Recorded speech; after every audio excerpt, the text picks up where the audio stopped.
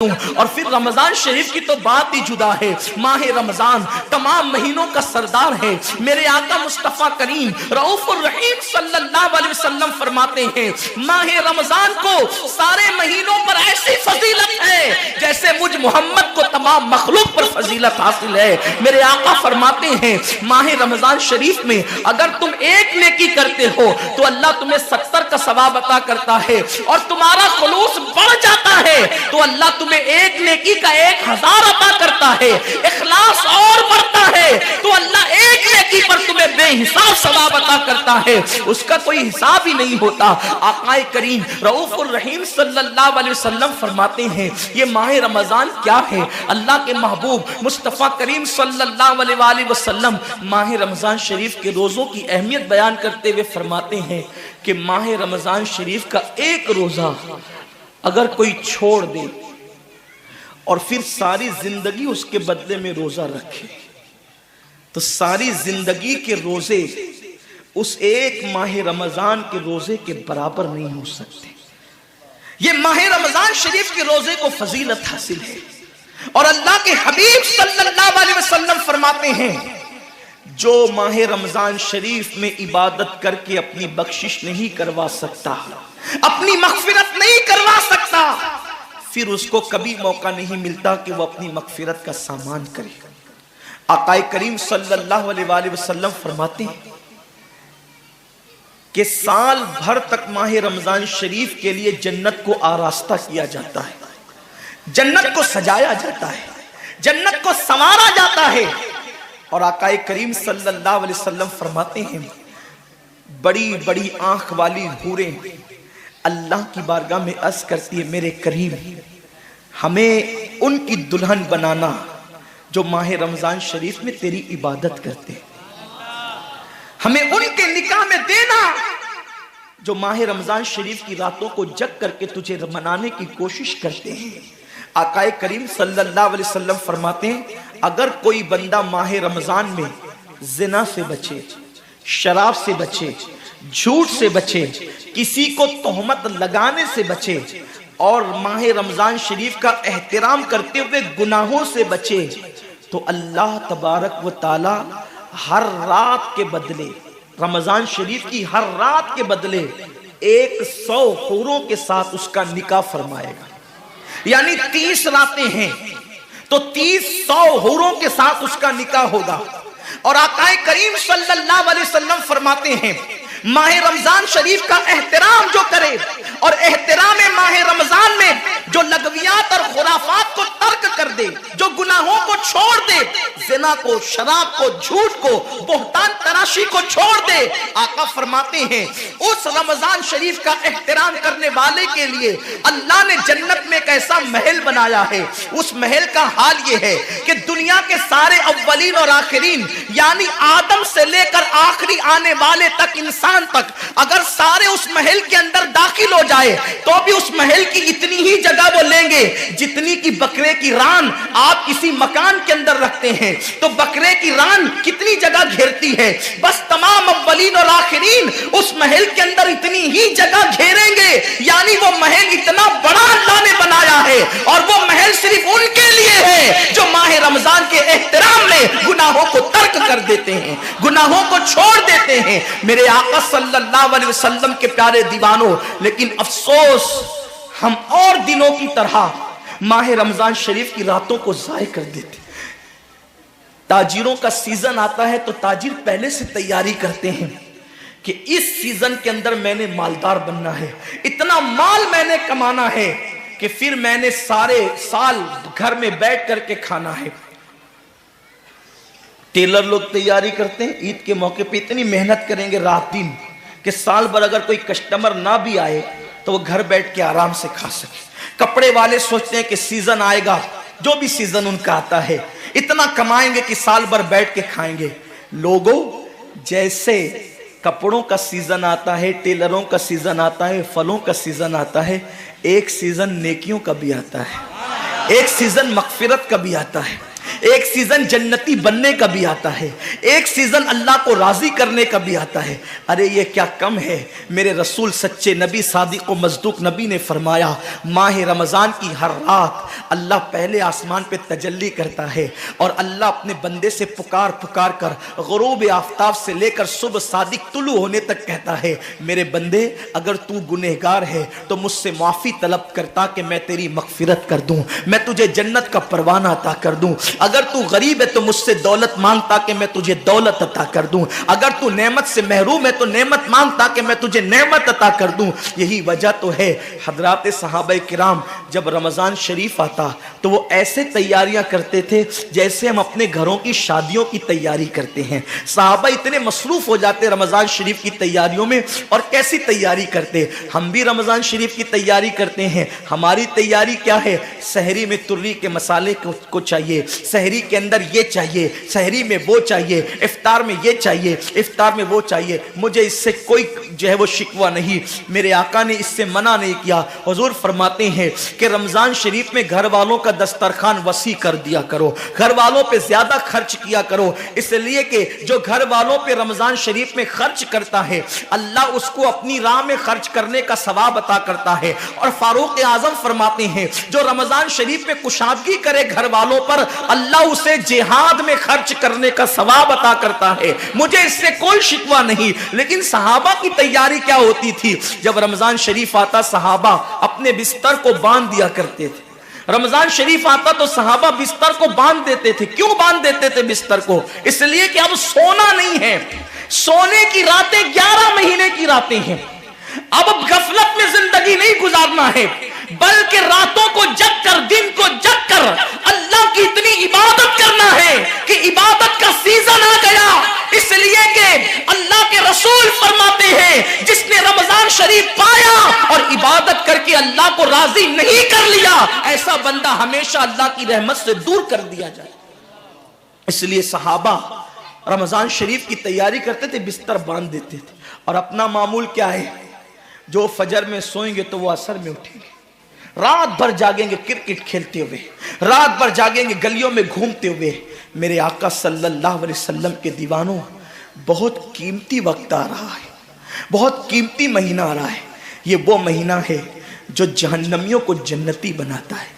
آقا کریم صلی اللہ علیہ وسلم فرماتے ہیں ہر افطار کے وقت اللہ 60,000 ایسے جہنمیوں کو جہنم سے آزاد کر کے جنتی بناتا ہے جن کا جہنمی ہونا واجب ہو گیا تھا۔ اور ایک مقام پہ فرماتے ہیں 5 لاکھ جہنمیوں کو ہر افطار کے وقت جہنم سے آزاد کیا جاتا ہے۔ اور اسی پہ بس نہیں، حضور فرماتے ہیں جب شب جمعہ آتی ہے ماہ رمضان کی، جمعرات کا سورج غروب ہوتا ہے، تو جمعہ کا سورج غروب ہونے سے پہلے تک ہر سیکنڈ میں 5 لاکھ جہنمیوں کو جہنم سے آزاد کیا جاتا ہے۔ اور جب جمعہ کا آخری وقت آتا ہے، آخری ساعت آتی ہے، میرے کریم آقا فرماتے ہیں جمعرات کا سورج غروب ہونے سے لے کر جمعہ کا سورج غروب ہونے تک ہر لمحے میں جو 5 لاکھ کو آزاد کیا گیا تھا، اب آخری سیکنڈ میں جو غروب کا وقت ہوتا ہے جتنے آزاد کیے گئے تھے اتنوں کی تعداد کے برابر اس آخری ساعت کے اندر اللہ اپنے جہنمی بندوں کو جہنم سے آزاد کر دیتا ہے۔ کتنا قیمتی وقت ہوتا ہے، افطار کا وقت کتنا قیمتی ہے، سحری کا وقت کتنا قیمتی ہے، لیکن اس وقت بھی ہم کہاں لگے ہوتے۔ اب تو لوگوں نے ٹی وی چینلوں پر پروگرامات شروع کر دیے، دینی پروگرامات۔ مجھے دینی پروگرامات اگر ٹی وی پہ نشر ہوتے ہیں تو اس سے کوئی اختلاف نہیں ہے، لیکن آپ سے یہ عرض کرنا چاہتا ہوں کہ دین سیکھنے کا بھی کوئی وقت ہوتا ہے۔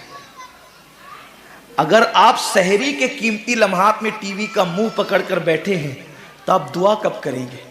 افطار کے وقت آپ واٹس ایپ پر لگے ہیں تو اللہ سے مانگیں گے کب؟ ساری زندگی سسکیاں لے رہے ہو، ساری زندگی تڑپ رہے ہو، اور جب مانگنے کا وقت آتا ہے، مصیبتوں سے نجات طلب کرنے کا وقت آتا ہے، ہم کہاں ٹائم ضائع کرتے ہیں۔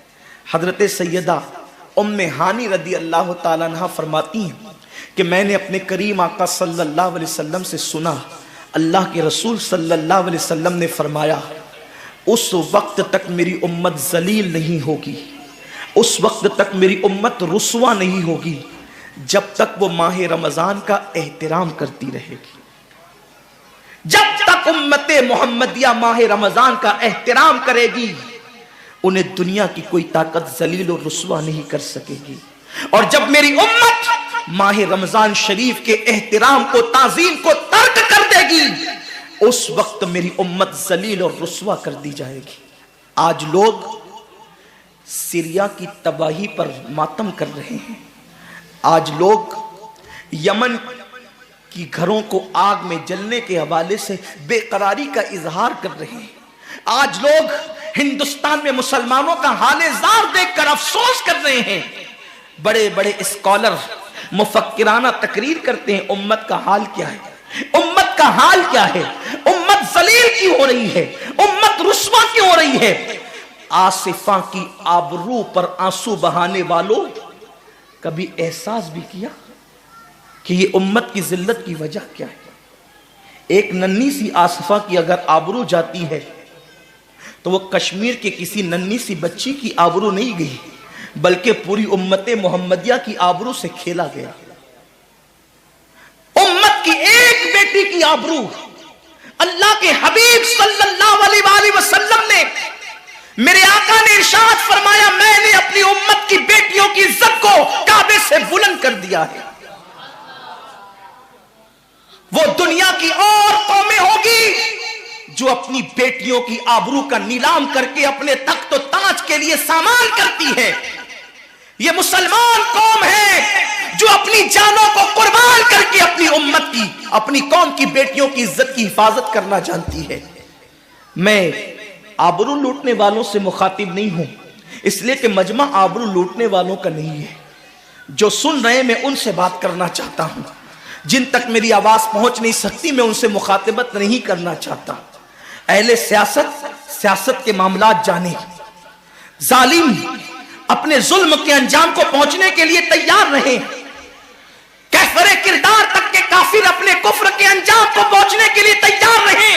मैंने उनसे कोई गुफ्तगू नहीं करना, लेकिन आज किसी कौम की बेटी की अगर आबरू को लूट करके उम्मत को जलील करने की कोशिश की जा रही है, अगर तुम्हारे घरों को जलाकर तुम्हें बेघर करने की कोशिश की जा रही है, अगर तुम्हें तबाही के दहाने पर पहुंचाने की कोशिश की जा रही है, अगर तुम्हें गुर्बत की सतह से नीचे गिराकर तुम्हारे ईमान को छीनने की कोशिश की जा रही है, तो कब तक दूसरों पर उंगली उठाते रहोगे।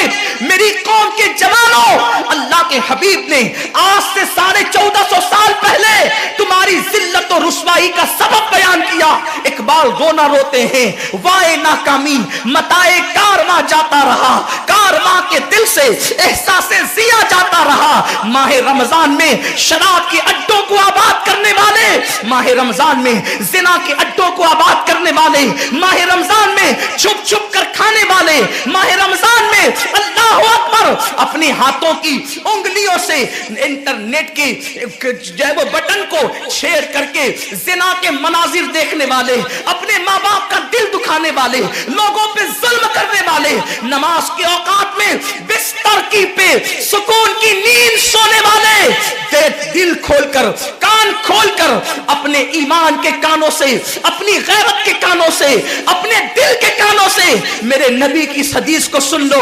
अल्लाह के हबीब सल्लल्लाहु अलैहि वसल्लम फरमाते हैं, मेरी उम्मत को उस वक्त तक कोई रुस्वा नहीं कर सकेगा, मेरी उम्मत को उस वक्त तक कोई जलील नहीं कर सकेगा जब तक उम्मत माह रमजान शरीफ का एहतराम करती रहेगी। हजरत उम्मे हानी ने पूछा, या रसूल अल्लाह, माह रमजान शरीफ का एहतराम करना क्या है और रमजान शरीफ का हक ज़ाय करना क्या है। आका फरमाते हैं, जो रमजान शरीफ में भी कबीरा गुनाहों में मुब्तला होते हैं वो रमजान शरीफ के हक को ज़ाय करते हैं, और जो रमजान शरीफ के हक को ज़ाय कर दे फिर उस वक्त उम्मत को जिल्लत और रुस्वाई से दुनिया की कोई ताकत बचा नहीं सकती। आज माह रमजान शरीफ का एहतराम क्या हो रहा है। कल तक के मुसलमान और दिनों में गुनाह करते थे, लेकिन रमजान शरीफ आता था तो कम से कम फिल्में लोग देखना बंद कर देते थे, दाढ़ियां मुंडाना बंद कर देते थे, मस्जिदों को आबाद करना शुरू कर देते थे। अब तो लोग किस कदर बेबाक हो गए, किस कदर निडर हो गए कि रमजान शरीफ में भी लोग अपने आप को गुनाहों से नहीं रोकते, बल्कि मेरी कौम का जवान बड़े धड़ल्ले से कहता है, यार अपने से रोजा नहीं रखा जाता, اس لیے کہ ہمیں تو گٹکے کی عادت ہے، ہمیں تو پان کی عادت ہے، ہمیں تو سگریٹ کی عادت ہے۔ شرم کرو، شرم کرو۔ نبی کے نام پہ جان قربان کرنے کی بات کرنے والوں، جو نبی کے نام پر 12-16 گھنٹے بھوکے اور پیاسے نہ رہ سکے، وہ نبی کے نام پہ جان کیا قربان کر سکتے؟ اور جب سے تم نے احترام رمضان المبارک ترک کر دیا، تمہاری آبرو کو لوگوں نے کھیل بنا لیا، اور اب تو لوگوں کو احساس گناہ بھی نہیں رہا، احساس جرم بھی نہیں رہا۔ گناہ کے ساتھ اگر احساس گناہ انسان کی زندگی میں ہے تو انسان اپنے آپ کو گناہوں سے بچا لیتا ہے، لیکن اب ہمارے اندر احساس گناہ نہیں۔ اب تو ہم گناہ کو ہنر سمجھتے ہیں، اب تو ہم گناہوں کو فیشن سمجھتے ہیں۔ احساس گناہ کیا ہے؟ اگر انسان گنہگار ہو اور احساس گناہ بھی ہو تو وہ ایک نہ ایک دن سدھر جاتا ہے، وہ ایک نہ ایک دن سنور جاتا ہے۔ ہمارے پاس احساس گناہ ختم ہو گیا۔ آئیے بتاؤں احساس گناہ کتنی قیمتی چیز ہے۔ رمضان شریف میں کھا رہے ہیں، پی رہے ہیں، بلکہ مسلمانوں کی ہوٹلیں بند ہے تو غیر مسلموں کی ہوٹلوں میں کھا رہے ہیں، چھپ چھپ کر گھروں میں کھا رہے ہیں۔ لوگوں سے چھپ کر کھانے والوں، جو تیرا کچھ نہیں بگاڑ سکتا تو اس انسان سے چھپ کر کے کھا رہا ہے۔ جو خدا تجھے سزا دے گا کیا تو اس کی نگاہوں سے بھی چھپ سکتا ہے؟ اور روزے بھی کیا روزے رہ گئے، اب تو روزے بھی رسم بن گئے۔ جو روزے رکھتے ہیں رمضان شریف میں، ان کو روزہ رکھنے کی عادت ہے، وہ روزے کو عبادت نہیں سمجھتے۔ جو روزہ عادت بن جائے وہ نجات نہیں دلا سکتا، جو روزہ عبادت بن جائے وہ نجات دلا سکتا۔ ایک تو روزے کی عادت ہے اور ایک تو روزہ عبادت ہے۔ روزہ عادت اور عبادت میں فرق کیا ہے؟ عادت یہ سب نے رکھا ہم بھی رکھ لیں، یہ عادت ہے۔ نہ رکھیں گے تو کیا جواب دیں گے، یہ عادت ہے۔ نہ رکھیں گے تو لوگ تانا دیں گے، عادت ہے۔ پھر روزہ عبادت کیا ہے؟ روزہ عبادت یہ ہے کہ اللہ نے روزہ رکھنے کا حکم دیا ہے اور مصطفیٰ جان رحمت نے روزے کا حق یہ بتایا ہے، اگر تو روزہ رکھے تو صرف بھوکا پیاسا نہ رہے، بلکہ تیرا ہاتھ بھی روزے دار رہے، تیری زبان بھی روزے دار رہے، تیری آنکھ بھی روزے دار رہے، تیرا پیر بھی روزے دار رہے، تیرا کان بھی روزے دار رہے۔ کان روزے دار اس طرح کہ کان اللہ کے ممنوع کردہ چیزوں کو نہ سنے، ہاتھ روزے دار اس طرح ہاتھ اللہ کے منع کردہ کاموں کو نہ کرے، زبان روزے دار اس طرح کہ زبان اللہ کی ممنوع کردہ چیزوں کو ادا نہ کرے، پیر روزے دار اس طرح کہ پیر اس جگہ چل کر نہ جائے جہاں اللہ نے جانے سے منع کیا ہے۔ جب تو ان سارے اعضاء کو روزے دار بناتا ہے تو ایسے روزے کے معاملے میں میرا اللہ فرماتا ہے روزہ میرے لیے ہے اور میں ہی اس کی جزا ہوں۔ ہر عمل کی جزا جنت ہے، روزے کی جزا خدا کی ذات ہے۔ اسی لیے آقا فرماتے ہیں روزے دار کو دو خوشی ہے، ایک تو افطار کے وقت، دوسرا لقائے رحمان کے وقت، خدا کی زیارت کے وقت۔ صحابہ نے پوچھا آقا ہم اللہ کی زیارت کیسے کریں گے؟ آقا فرماتے ہیں جیسے تم آسمان پہ چاند دیکھتے ہو بلا تمثیل، اسی طرح تم خدا کی زیارت کیا کرو گے۔ یہ روزے داروں کی شان ہے۔ آج کے روزے کیا ہے؟ جس میں جھگڑا، جس میں غیبت، جس میں چگلی، جس میں فساد۔ روزے کو عادت مت بناؤ، روزے کو عبادت بناؤ۔ احساس مٹ گیا، عبادتوں کا احساس مٹ گیا، گناہوں کا احساس ختم ہو گیا۔ جب تک کہ لوگوں میں گناہوں کا احساس زندہ تھا وہ عبادت کر کے بھی اللہ سے ڈرتے تھے، وہ عبادت کر کے بھی رب کی بارگاہ میں آنسو بہاتے تھے کہ مولا میں تو حق ادا نہ کر سکا۔ لیکن آج احساس نہیں ہے، اس لیے لوگ ہنستے ہنستے افطار کرتے ہیں۔ حالانکہ صحابہ کا معمول تھا جب افطار کا وقت آتا وہ ہاتھوں کو اٹھا کر کے روتے اور کہتے مولا روزہ تو چلا گیا لیکن روزے کا حق نہ ادا ہو سکا، آنسو بہاتے ڈرتے۔ لیکن آج ایسا کچھ بھی نہیں ہے، ہماری ساری نیتیں تو دسترخوان پہ لگی ہوتی ہے افطار کے وقت۔